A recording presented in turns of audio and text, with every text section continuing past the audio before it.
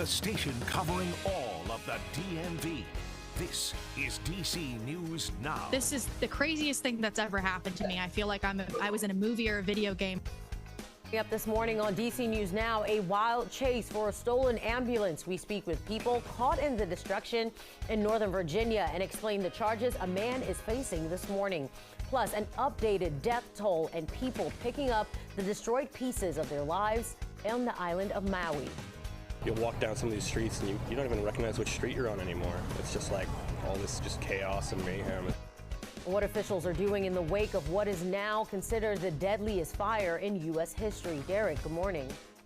The temperatures are going to be on the rise as we head in towards the afternoon. We have a little bit of relief coming midweek, but before then, we're going to see some showers and storms, and another heat wave is within the 7-day forecast. Plus later, school supplies for those in need. We have you covered on where you can go in the DMV to take advantage of back-to-school giveaways. But at 8 o'clock, first, we're taking you live outside this morning. You can kind of see the haze in this live cam here. It is another hot summer-like day on the horizon for the DMV. So good morning to you, everyone. Thank you so much for joining us on DC News Now. I'm Tosin Fakile. We'll get to our top stories in just a few minutes. But first, Derek Bowen steps in for Brittany Ward talking weather. And Derek, things are already heating up. We're already in like pretty much the higher 70s already. Is that right?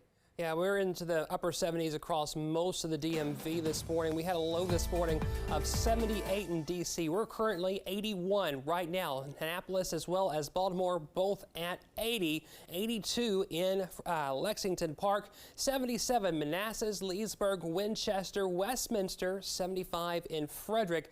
It is awfully warm out and about. Compared to this time yesterday, we were at 74. 74 was our low yesterday, so our low yesterday was about 4 degrees cooler than it is currently today. We're looking at a high temperature today going back up into the 90s, very similar to what we saw yesterday. We're looking at, of course, a few showers and storms late overnight. Thankfully, not too much in the way of damage. We did have a few downed trees in across Garrett County as those showers and storms blew on through.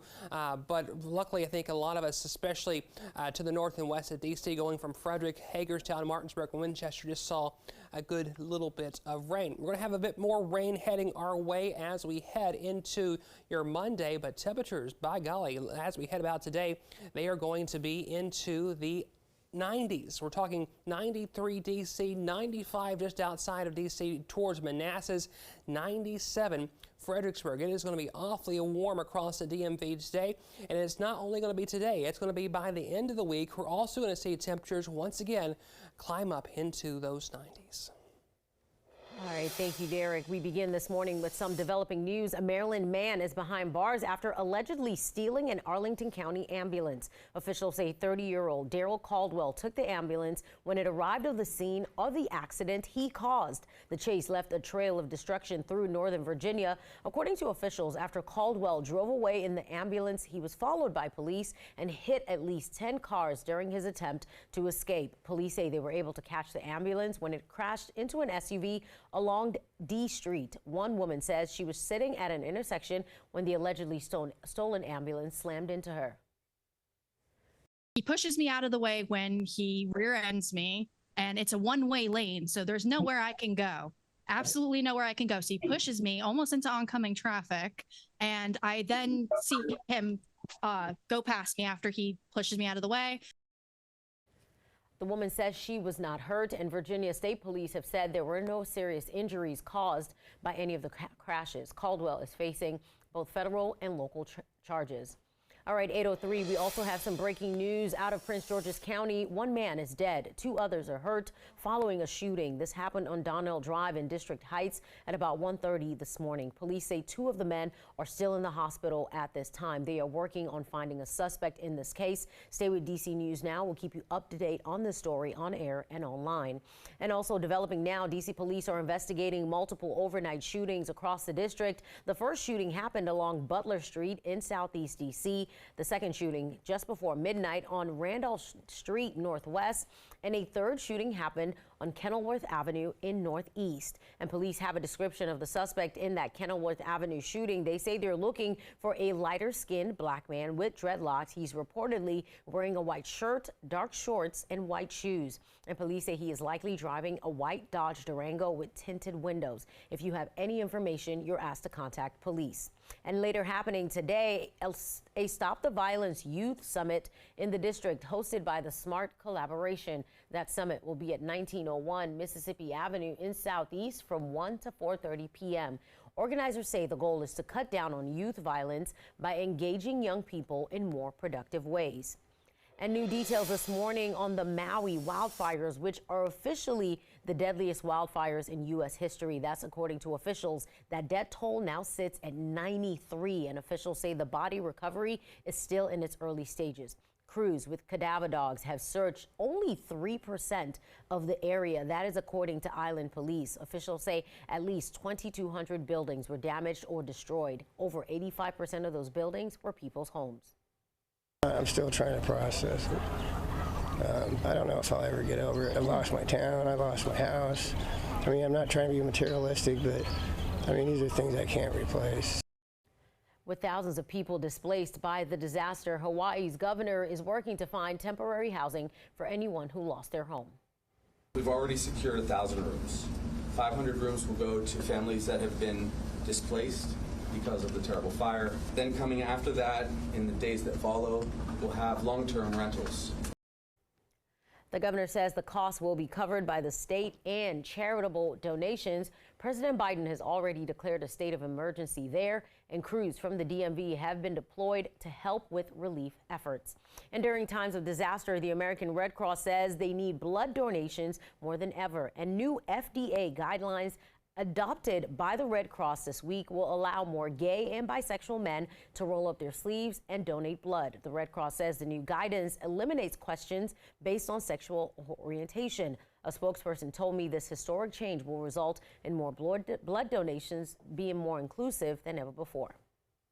The Red Cross says longtime work and study shows this new eligibility screening process ensures a safe blood supply, and all patients can continue to trust that the blood they receive is safe. That spokesperson says with the new guidelines, it shifts the focus from sexual orientation to recent health risks of the person donating blood. The new guidelines treat all donors with fairness, respect, and equality while ensuring the continued safety of the blood supply. And what that means is the individual's personal health risk factors are looked at.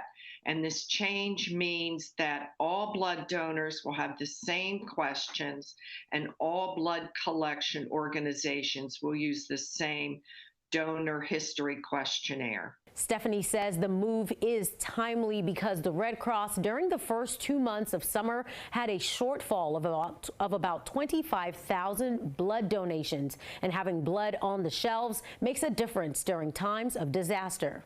Especially now, we're dealing with these climate-driven disasters, hurricanes. I mean, we had, disasters locally very recently. The Red Cross provides about 40% of the nation's blood supply. Now, the spokesperson tells me they need O positive, O negative, A negative, and B negative blood, and also platelets. The Red Cross says they are offering a free $10 movie e-gift card for people who donate blood. You can sign up to donate by going to redcrossblood.org or calling 1-800-RED-CROSS. And in Frederick, Maryland, some residents are dealing with a rat problem. People living in the Carrollton neighborhood say they're seeing an infestation and think that ongoing construction is to blame. Pest control and city officials are aware of the problem. Out of those snap traps, I have captured 22. I've never seen anything like that. We have contracted with a professional exterminator to basically survey that neighborhood along with our Department of Public Works and Code Enforcement. The city says it's also planning to come up with new policies and legislative measures to address the issue long term. And 5 people in Loudoun County tested positive for rabies after being in contact with a rabid cat and its kittens. The exposures happened near the Chick-fil-A on Yukon Drive and at the shops at Ryan Park on Greenway Corporate Drive. The county health department says anyone who thinks they've come in contact with a rabid animal should see a doctor. And happening now, dozens of cats taken out of an unhealthy and dangerous Loudoun County home. Well, they're now looking for a safe place to call their new home. Northern Bureau reporter Max Marcilla explains what happened and the challenges the county is now facing.